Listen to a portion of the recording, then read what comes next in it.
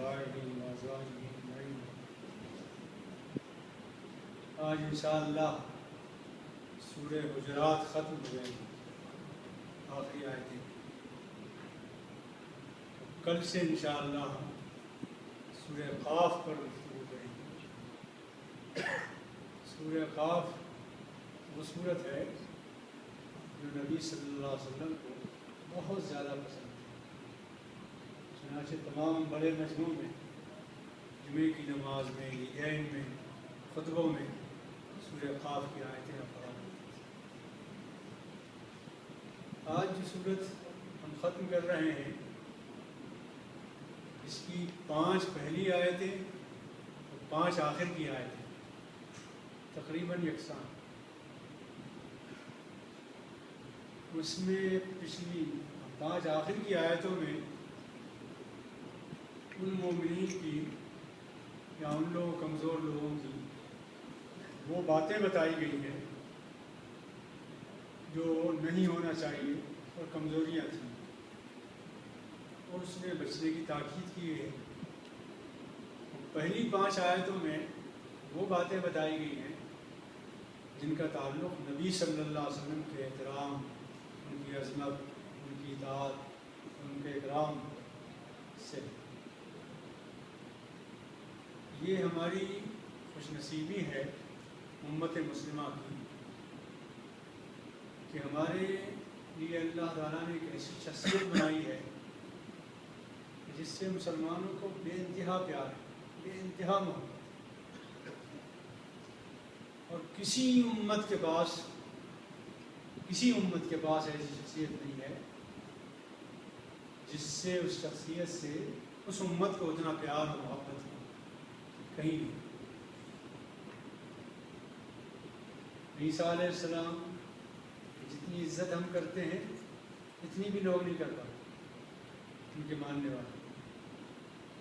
موسیٰ علیہ السلام کا جو احترام، جو مقام ہم جانتے ہیں، اتنا بھی وہ نہیں جانتے جتنا ہم جانتے ہیں۔ لیکن محمد صلی اللہ علیہ وسلم کا معاملہ یہ ہے کہ آدمی جہاں ان کو کانٹا چبھے وہاں خون بہانے کو فوراً تیار ہو۔ یہ بہت بڑا اکرام ہے، بہت بڑی نوازش ہے اللہ تعالیٰ کی، جس نے محبت کا، اور یہ محبت ایمان کی جڑ، ایمان کی اصل، اس کے بغیر ایمان نہیں۔ چنانچہ آپ نے فرمایا کہ اگر میں تم لوگوں میں سب سے زیادہ، ماں باپ سے زیادہ، اولاد سے زیادہ، جان سے زیادہ محبوب نہیں ہوں، لا یؤمن احدکم، تمہارا ایمان نہیں۔ ٹھیک اسی لمحے حضرت عمر رضی اللہ تعالیٰ عنہ کھڑے ہوئے اور کہنے لگے، یا رسول اللہ، اولاد سے زیادہ محبت ہے، گھر والوں سے زیادہ محبت ہے، خاندان سے زیادہ محبت ہے آپ سے، لیکن آپ اپنی جان سے زیادہ نہیں ہیں۔ تو اللہ کے رسول نے فرمایا، عمر، تمہارے ایمان کی تکمیل نہیں، تمہارا ایمان ابھی کامل نہیں ہے۔ چند لمحے رکے تھے عمر رضی اللہ تعالیٰ عنہ، اس کے بعد کھڑے ہوئے کہنے لگے، یا رسول اللہ، اس لمحے کے بعد سے اپنی جان سے بھی زیادہ آپ سے محبت ہے۔ تو اللہ کے رسول نے فرمایا، اذن یا عمر، اب ہوا ایمان کامل، اے عمر تمہارا۔ اس کا فائدہ یہ ہے ہم لوگ امت کو کہ کوئی بھی مسئلہ ہو، دنیا کا، دین کا، گھر کا، باہر کا، سماج کا، ہم جھگڑ رہے ہوں، بحث کر رہے ہوں، کوئی آ کے کہہ دے کہ اللہ کے رسول کا فیصلہ یہ ہے، قصہ ختم، ساری باتیں ختم۔ یہ امت، کسی امت کو یہ بات حاصل نہیں،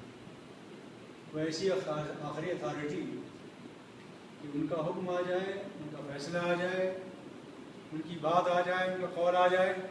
تو سارے جھگڑے ختم، سرے تسلیم ختم ہے۔ یہ بات صرف مسلمانوں کا حاصل ہے، اور اسی کو ایمان کہا ہے قرآن میں۔ فلا وربک لا یؤمنون، اے رسول تیرے رب کی قسم، تمہارے رب کی قسم، یہ مومن نہیں ہو سکتے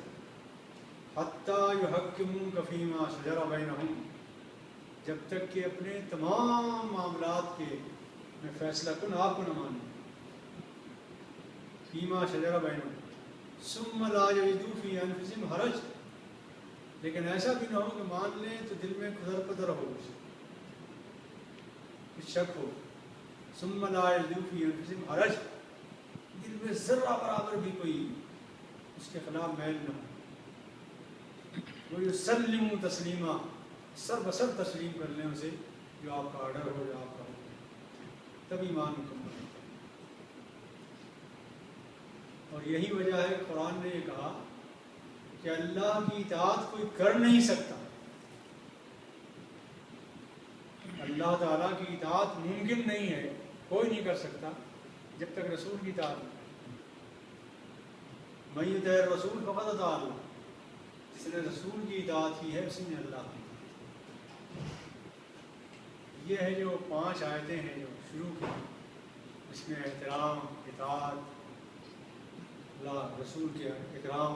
مقام عظمت کو پہچاننے کی بات ہے۔ بعد جو آخری آیت ہے اس میں فرمایا اللہ تعالیٰ نے قُلْ أَتُعَلِّمُونَ اللَّهَ بِدِينِكُمْ، میں نے کل عرض کیا تھا یہ بعد میں جو قبیلے مدینے کے اطراف میں رہنے والے قبیلے ایمان لائے تھے وہ بغیر لڑے بھیڑے ایمان لے آئے تھے، اور اس میں ایمان لانے کی خاص وجہ یہ نہیں تھی کہ واقعی وہ ایمان لانا چاہتے تھے، بلکہ چونکہ غلبہ ہو رہا تھا اسلام کا، اس لیے یہ چاہ رہے تھے کہ اس غلبے میں ہمارا حصہ بھی لگ جائے، کچھ نہ کچھ ہمیں بھی مل جائے، تو اس فائدے کی خاطر وہ مسلمانوں کی اطاعت قبول کر رہے ہیں۔ کل میں نے عرض کیا تھا کہ ان سے اللہ تعالیٰ نے کہا کہ جب وہ کہہ رہے تھے کہ آمنا ہم ایمان لائے، تو اللہ تعالیٰ نے ان سے کہا کہ تم یوں کرو، اپنی اطاعت قبول کر کی، سیاسی اطاعت، واقعتاً تم ایمان نہیں لائے ہو، تمہارے دلوں میں ایمان داخل نہیں ہوا، لیکن یہ آ کے رسول اللہ صلی اللہ علیہ وسلم سے کہتے تھے کہ ہم ایمان لائے، بغیر لڑے بھیڑے لائے، فلاں قبیلہ کتنے نے لڑا آپ سے، فلاں قبیلے کی جنگ اتنی نے رہی آپ سے، ہم تو بغیر لڑے بھیڑے ایمان لے آئے، تو احسان جتاتے ہیں۔ قُلْ أَتُعَلِّمُونَ اللَّهَ بِدِينِكُمْ، تو اللہ نے کہا ان سے کہو رسول کیا تم اللہ کو بتانا چاہتے ہو کہ تم دین ایمان لے آئے، اپنے دین کا چرچا کرنا چاہتے ہو اللہ کے حضور، کیا سمجھتے ہو ہم اللہ کو، اسے کچھ خبر نہیں، بے خبر ہستی ہے وہ کیا؟ قُلْ أَتُعَلِّمُونَ اللَّهَ بِدِينِكُمْ، کیا تم اپنے دین کا اظہار رسول اللہ صلی اللہ علیہ وسلم کے سامنے کرنا چاہتے ہو، اس لیے کہ اللہ کو بتانا چاہتے ہو؟ واللہ یعلم، اللہ تو وہ ہے جسے زمین و آسمان کی ساری چیزوں کی خبر ہے، ساری چیزوں کا علم ہے۔ واللہ بکل شیء علیم، اور زمین میں کون سی چیز، آسمان میں کون سی چیز، کائنات میں کون سی چیز ایسی ہے جس کا اسے علم نہ ہو، تو اس کو اپنا دین بتانا ضرورت نہیں، اس کو اپنا دین بتانے کی۔ اس لیے بھائیوں یاد رکھنے کی بات ہے کہ اللہ تعالیٰ نے ہمیں جو بھی عبادت، نیکی، بھلائی کرنے کا موقع دیا ہے اس کا تذکرہ نہ کریں، بار بار ذکر نہ کریں، کسے بتانا چاہیں، جس کے لیے کیا اسے تو معلوم ہے سب کچھ، اس لیے اپنی نیکیوں کا، اپنی بھلائیوں کا تذکرہ بار بار کریں، یہ ٹھیک نہیں۔ یمنون علیک ان اسلموا، یہ لوگ آ کر آپ پر احسان جتاتے ہیں، احسان یہ جتاتے ہیں کہ ہم نے اسلام کا یہ کام کیا، اسلام لے آئے، خدمت یہ کی، اسلام کی یہ خدمت کی، یہ رپورٹیں پیش کرتے ہیں۔ تو اگر واقعی تم نے کوئی کام کیا ہے اسلام کا تو کس لیے کیا ہے؟ اگر اس لیے کیا کہ احسان جتاؤ تو اس کا کوئی صلہ تو ملے گا نہیں، اگر اللہ کے لیے کیا ہے تو پھر یہ سوچو کہ یہ تمہارا کارنامہ نہیں ہے، یہ اللہ کی توفیق ہے جو تمہیں ملی ہے، جو تم نے کر لیا نیکی کا کام، اس لیے کہ اللہ کی توفیق کے بغیر کوئی نہیں کر سکتا۔ تو الٹا اللہ کا تم پر احسان ہے کہ اس نے تمہیں توفیق دی یہ کام کرنے کی۔ اس ملک میں مسلمانوں نے بلا شبہ بہت کام کیا، اور 60 سال میں پچھلے 60 سالوں میں اس ملک میں اسلام کی اشاعت اور اسلام کی دعوت کا اتنا کام ہوا ہے کہ پچھلی صدیوں میں نہیں ہوا ہے۔ آپ ہندوستان کی صدیاں گنیں، کم سے کم 700 سال تو ہیں۔ 700 سال میں اگر اتنا کام ہوا ہوتا جتنا ہو رہا ہے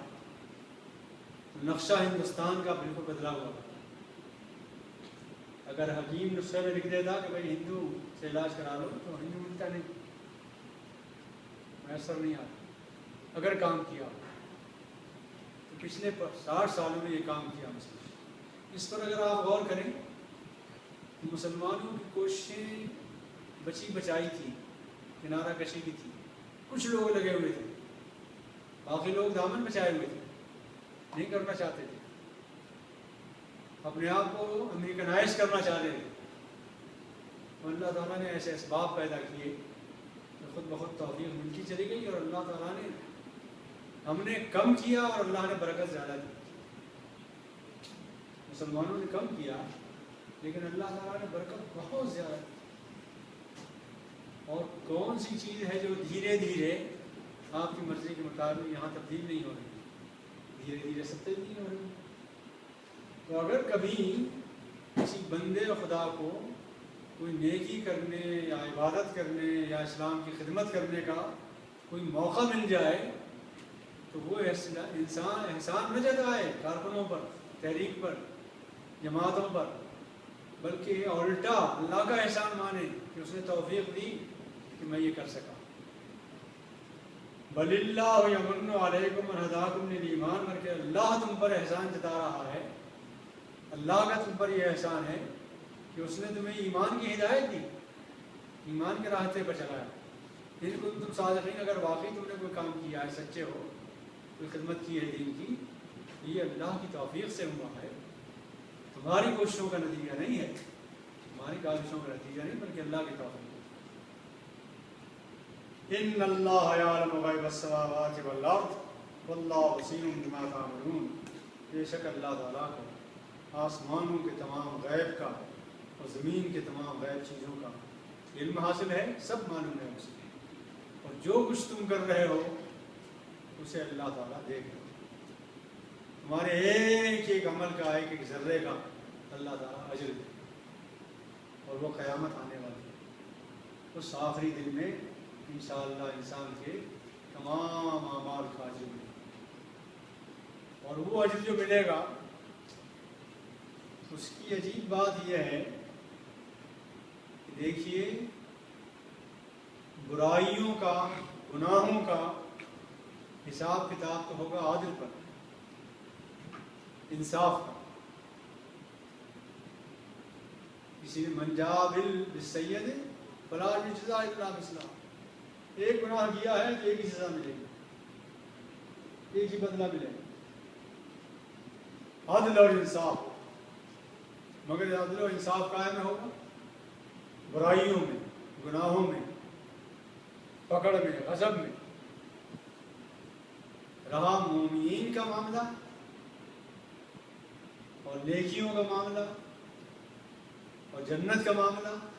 تو اس کی بنیاد عدل نہیں ہوگی، انصاف نہیں ہوگا، اس کی بنیاد عدل کے بجائے فضل ہوگا اللہ تعالیٰ۔ اللہ کا فضل ہوگا قیامت پر، جتنا دینا چاہے گا دے گا۔ چنانچہ ایک برائی کریں گے تو ایک ہی سزا ملے گی، ایک نیکی کریں گے تو 10 بدلہ ملے، 10 بدلے ملیں، اور اگر اخلاص ہے تو 70 گنا ملے، اور زیادہ اخلاص ہے تو 700 گنا ملے، اور زیادہ اگر اخلاص ہے تو بغیر حساب، بے حساب ملے۔ یہ جو آخرت کی بات ہے یہ مومن کی سمجھ میں آ جائے تو اس کی نگاہیں لگ جائیں اس پر کہ وہ انسانوں سے بے نیاز ہو کر، افراد سے بے نیاز ہو کر خالصتاً اللہ کے لیے سب کچھ کرے اور پھر جدائے نہیں، بلکہ اس کو جدانا ہے وہ تو کچھ اللہ معلوم ہے خود، وہ تو اس سے پہلے اشنا ہے اس سے ہم جو کچھ کرتے ہیں۔ اس لیے کہ اللہ تعالیٰ نے کہا ہے تمہارے دل میں جو وسوسے آتے ہیں، جو خیالات آتے ہیں، نحن نعلم ما توسوس به نفسک، تم سے پہلے ہم جان جاتے ہیں۔ تو اللہ تعالیٰ سے دعا کیجیے کہ اللہ تعالیٰ توفیق دے، اس انداز سے سوچنے کی توفیق عطا فرمائے، دین کے صحیح تصور کے ساتھ سوچنے کی توفیق عطا فرمائے۔ آخر دعوانا الحمدللہ رب العالمین۔ کل انشاءاللہ سورہ قاف شروع